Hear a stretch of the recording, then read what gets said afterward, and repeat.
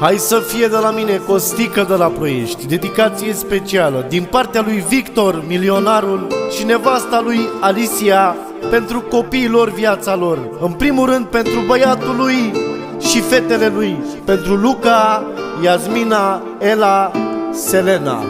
Și pentru băiatul lui, șeful lui, pentru Luca. Eu pentru copiii mei mi-aș da viața pentru ei.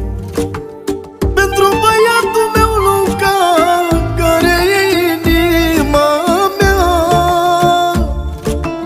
Fetele mele, viața mea, Ela, Iasmina și Selena.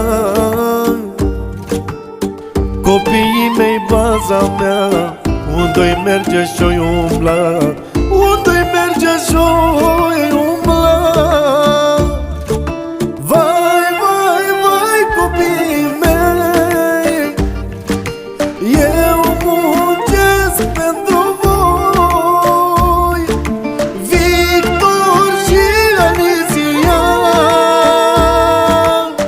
Pentru voi ne dăm viața, copiii mei. Aveți părinți de valoare, n-aveți părinți oarecare. Victor și Alicia, ce știe toată lumea.